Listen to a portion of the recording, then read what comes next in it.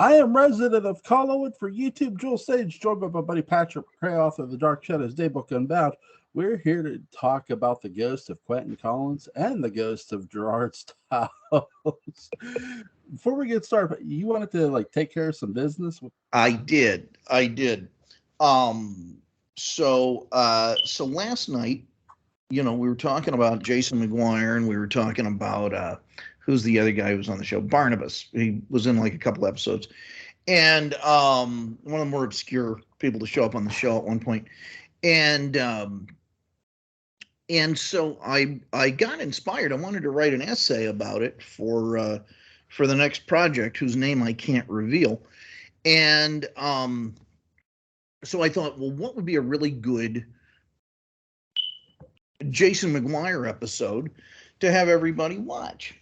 Mm-hmm. And it occurred to me, Jason McGuire Barnabas episode. So I picked 276, which is the episode that begins, as they often would do, with the end of the prior episode, which is where Barnabas strangles Jason. Yeah. Let me tell you, that episode's packed, because then it immediately goes on to Maggie at the asylum. Mm-hmm. And you have Sarah showing up and all sorts of stuff there. It's a really, really wonderful episode. And you're a fan of the fancy camera work, and when they go out of their way to sort of do things, adult things. And Leela Swift really pulled out the stops. And I feel like it's an episode worth watching. And, if you ever want to take a single episode again and really work it over, this is the one to look at. It's really something else. 276 is interesting because when he dies, there's a really, despite how Jason has treated Willie toward the end, Willie still feels the loss of his friend, which is very adult. I mean, it's very grown up of Willie Loomis. It is. I mean, you asked me who's the person that grows up, what character grows up the most, and it's Willie Loomis. It is indeed. Tell me about that in great detail. I think the thing when you really look at the character of Willie Loomis, we know that he comes to Collinsport because of Jason, that he's brought to Collinsport because of Jason. We know that he's a thief. We know that he has no problem pulling a knife in a fight. He's probably most likely murdered somebody at some point in his life. So he's a very dangerous criminal. He is. And then there's the guy he hangs with is Jason McGuire, who's this con man who is, you're right, you said this, he is your villain. But Willie is somebody who's going to undergo an extreme change in such a short amount of time. And really, to me, it all starts when John Carlin starts to play Willie Loomis. And it's not the first episode he's on. It's the second episode where he gets into a fight with Burke Devlin. Yeah. Now, which is beautifully set up by the prior episode, where Burke presses him up against the clock and goes, "Listen, punk." There's a lot of great setup for Willie Loomis. And you have this fight scene, and you can see, though Willie Loomis was a beaten man, he still has revenge on his mind of killing Burke Devlin. And so this man goes from wanting to kill somebody to, okay, I want my money. He tells Jason, I want my money. I want to get out of here. And Jason goes, well, Liz's banker just came with the $500. I'll get it for you. Willie does not wait for the money. He leaves. And it's because this whole time he's been researching the Collins family history after David introduced him to the portrait of Barnabas. And he goes to the mausoleum with a rope, a pulley system, a hammer, a crowbar. He goes to lift the coffin. He's there for fetish night. He goes to lift the coffin lid off the coffin of Naomi Collins, Barnabas's mother. Yeah. But to no avail. And he accidentally discovers a secret door that leads to a secret part of the mausoleum, which is where we learn later that Joshua Collins stored weapons during the Revolutionary War. That's the official story. Right, that's the official story that we hear. But it's interesting. We see the chain coffin. We see that Willie figures, okay, a chain coffin is more easier to open than this crypt here. So he opens it. We see like I talked about last night, we see when he opens it, we see how happy he is at first, and we see the terror, and then we see the hand of Barnabas Collins. And then the next time you see Willie Loomis, he's dragging ass in the Blue Whale. And Burke Devlin, who says if Willie Loomis comes back in the Blue Whale, there'll be trouble, and he'll make it. And he has every right to. And he goes up to Willie Loomis, and there's a very interesting conversation. And the words you hear out of Willie Loomis's mouth is, "I'm sorry." Yeah. And this right here is going to start Willie's 180 turn of where he was.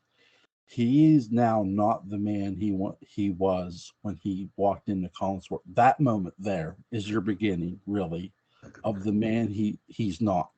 He's not the man that walked into Collinsport wanting to rob people, wanting to hurt somebody. He's not that man no more. That man is gone for good. But literally by this episode, and really there's a lot of proof, not just this episode, but there's a lot of proof. One of the bigger proofs is when he calls Collinwood to tell people that Maggie Evans is at the cemetery that you can find.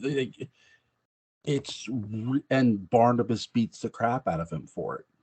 I mean, Jason confronts him over it, and there's so many moments for Willie that he is literally becoming this sympathetic figure, but he's also looking at this creature, and slowly I think you see what you really see Willie Loomis doing. He's looking at Barnabas not as a creature, but as a man. A man with needs. Right, a man with needs, but he starts to talk to him as if, you know what, if the worst you're going to do to me is beat the crap out of me, I'm going to talk to you anyway. And maybe I can get through to you. And I get that sense from John Carlin a lot, especially after the kidnapping of Maggie Evans, when Barnabas is going down to kill, and we talked about this a bit last night, that Maggie Evans, John Carlin's Willie Loomis is talking to Barnabas. But it's not just Willie Loomis talking to him. It's Barnabas's willingness to listen to Willie. That right there, whether the writers meant it to be, is a really big moment. It's a step toward the right direction of where they're going to ultimately take Barnabas. Because this is where we really first see, in my opinion, second moment, the consciousness of this character. The first moment is when he's talking to Josette's portrait. And so here's another moment you have of the consciousness of the character. Then he goes down, and I really do think if Maggie would have not, if Sarah wouldn't have helped Maggie, I do think Barnabas would have let Maggie go. I think he would have he couldn't do to Maggie what Angelique did to Josette. He just wouldn't have been able to do it. Basically murder somebody. Okay. I really do feel that, in my opinion. And I think with Willie Loomis, that's another reason why Willie Loomis is not only talking to Barnabas, but Barnabas is listening to him, because Barnabas doesn't want to murder Maggie. This was an attempt to get the bride back he never got to have. Yes. And now Barnabas is now seeing that Maggie is not Josette, and she has proclaimed this as such. Like, I'm not Josette. I'm Maggie Evans, and she slams the music box shut. Yeah. So Barnabas sees, okay, you're not going to accept this. Okay, fine. And he plans to kill her. And with Willie Loomis, there's a really, when we see Willie lose Jason here in the episode you said about, Jason has become really a brute to Willie Loomis. He has stopped caring about the friend he had. He's beaten him. He smacked him around. And here's Willie Loomis, who watches his friend be strangled. There's nothing he can do to stop it. He's tried to stop it by telling Jason, don't do it. But Jason didn't listen. And then Willie looks at his friend and he goes, I can't believe he's dead. He goes, this man hurt you. He goes, he was still my friend. And that right there shows you the man Willie Loomis has become. Yes. That he is not, he's no longer the cold-blooded thief. He's one of the most conscious driven characters now in Dark Shadows. Absolutely. He's not only his own consciousness, he's Barnabas's conscious as well. And he's got the cojones to do it. I couldn't agree more. Mm-hmm. So yeah, it's interesting. Well, I thought 276 was good. It is. It's really great. It's really great. So we're here to talk about the Ghost of Quentin and the Ghost of Gerard. So what do you see in the similarities between these two ghosts? Well, I mean, okay, so visually, they are somewhat similar. You know, you got dark-haired Caucasian Victorian men. Yeah. And so you've got that, and they're ghosts, and they're vengeful. They manipulate David.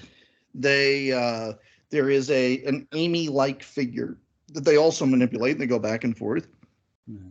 There is a female who is a little ambiguous in terms of how we are to feel about her. You know, maybe she's an ally, maybe not. It kind of goes back and forth. They have a very destructive agenda, you know, I know, Jewel, I feel the same way. He just goes on, McCray just goes on and on. And so, you know, they like sensible footwear. They have a great love of gold toe socks, which was cut from a scene, but Sam Hall had a long monologue where Madame Findlay has a psychic moment where Quentin talks about gold toe socks a lot and how that's what he really wants. Do you like gold toe socks, Julie? You owned a pair? No. No. Well, they're great. Anyway, so those are the similarities.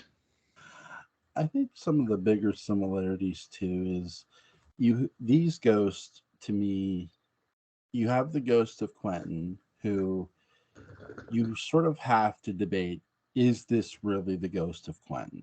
Is he? Oh, I am the king of that discussion. Right. I agree.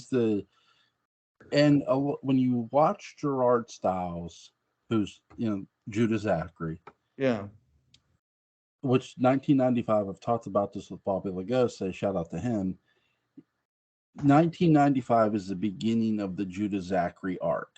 It is. And with the Ghost of Quentin, when you look at the Ghost of Quentin and compare it to Judah Zachary, what you're really seeing in a sense is you're seeing the same ghost, but what we were really seeing was Judah Zachary all along.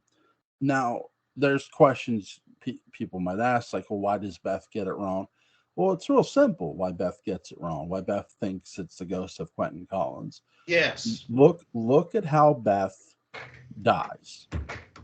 Beth dies believing that Count Patofe is still in Quentin's body.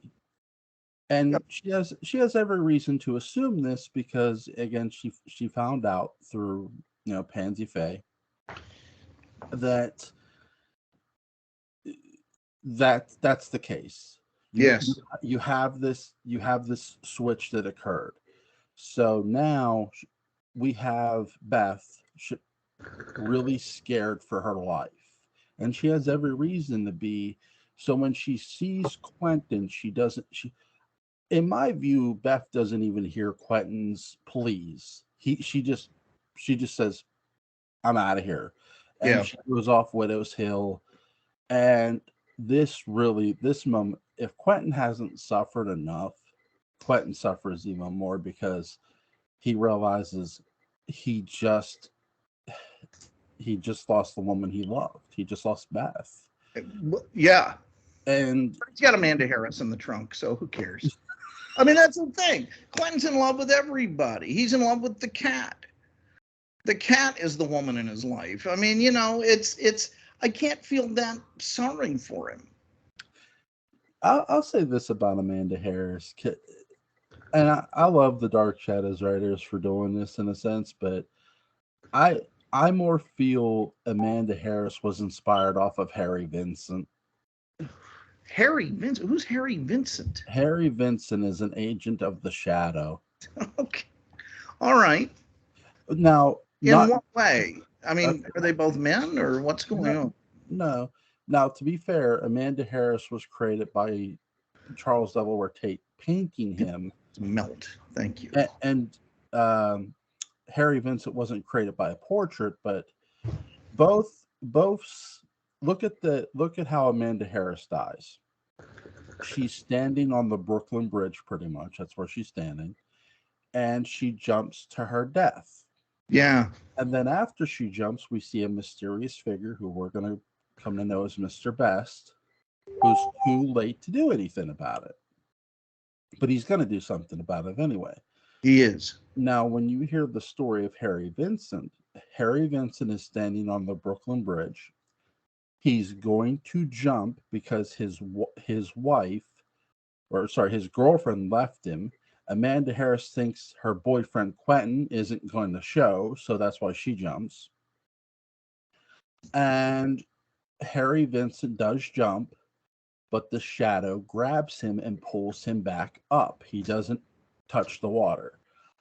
That's the biggest difference, other than one's a man, one's a woman. But I do think Amanda Harris's end is inspired by Harry Vincent. Okay. In my view. I know some people might not see it, but I do. Now, was Harry Vincent a rival for Lamont Cranston's heart, like Margot Lane? No. Okay. No. To be fair, if he had been. What's interesting about that is, again, because what's the monologue of the shadow? The shadow always knows. Yeah. The shadow, when he puts Harry Vincent back in his limo, Harry Vincent doesn't mention the girl. And he's talking about why he's standing on the Brooklyn Bridge, that he's broke, he has no money. This is why he jumped. He's broke. He's poor. And he doesn't mention the woman to the shadow, and the shadow goes, "What about the girl?" And again, when you look at Amanda Harris, why is Amanda Harris on the Brooklyn Bridge? She's waiting for Quentin. Why does she jump? Quentin doesn't show. Why is Harry Vincent on the bridge? Because of his girlfriend. Where's his girlfriend? With another man. So does he think that Count Petofi is in his girlfriend? I don't know. Okay. That old dog. That's a good one. I think with the ghost of Quentin and the ghost of Gerard, I'm with you on this. I do think they're the same person. I think this is all Judah Zachary. Oh, really? Okay. And here's why too. I think with the ghost of Quentin, the reason because how is Quentin presented at first? There's like this rubber looking. There's like this doll that's painted on sideburns. Is that Mr. Juggins? And then you're talking about Mr. Juggins, right? Yeah. Yeah, nature's most erotic creature. And then we And then we get David Selby, who plays Quentin, with the mutton chops, the sideburns, and David Selby has no lines. He's a ghost that doesn't talk, and it's really odd because, okay, we can make the case that we never really heard Josette talk. We've heard Josette weep. Now we've heard Sarah talk. See, I think Quentin's talking up a storm, and that it's psionic, because later when they go back, Quentin's ghost is explaining all sorts of things. When Barnabas goes forward in time again, remember, or Julia goes forward in time to find out what really happened. Or is that Beth's ghost who says it? The ghosts can talk. I think Quentin just chooses not to, or we're not in a place where we hear him. I think the children keep saying he's talking. They hear him. And it's really interesting. Beth, you're right. Beth is the one who does most of the talking. She talks. She says what happened, and she hollers out to the ghost of Quentin, "I had to do it. I had to do it." And we don't see the ghost of Quentin no more after this. And I'm thinking, well, wait a second. It was the ghost of Quentin really ever Quentin? You have to sort of ask this question once the ghost is no longer appearing, because look, even at this point, Quentin could still die. All somebody's got to do is shoot a silver bullet at this portrait and him, whichever, and he could still die, but he doesn't. A silver fork could land on the portrait and kill him. Right. Exactly. He was very afraid of cutlery around Collinwood. Absolutely. Can these be aluminum, please, Liz? This makes me nervous. You have these other things. I don't know. I don't like it. Where's my drink? Oh, wait, I'm drinking coffee now. Wink, wink, Julia. So, and another thing, too, is when you look at the ghost of Gerard Stiles, Gerard doesn't talk himself, but there's a scene where Gerard Stiles is looking at Julie and he mouths something. And what I really think what he's mouthing is his name, is Gerard. If you look carefully, I'll show you, because I studied this. This is what he mouths, okay? I'm going to get close.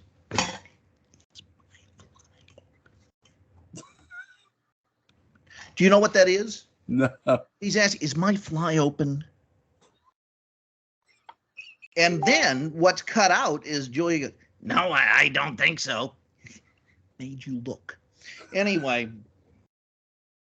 that's what's being mouthed. Come on, Jewel. This is rookie stuff. You should know this. Oh my god. And we have both ghosts have another similarity. Both are very, very seductive toward women. We have the ghost of Quentin that has seduced the ghost of Beth, and really is seducing two children in a way. So is Gerard Stiles. He has seduced two children, and he's also seduced the ghost of Daphne. So in every way, the ghosts are similar and the same man. Hello? Uh-oh.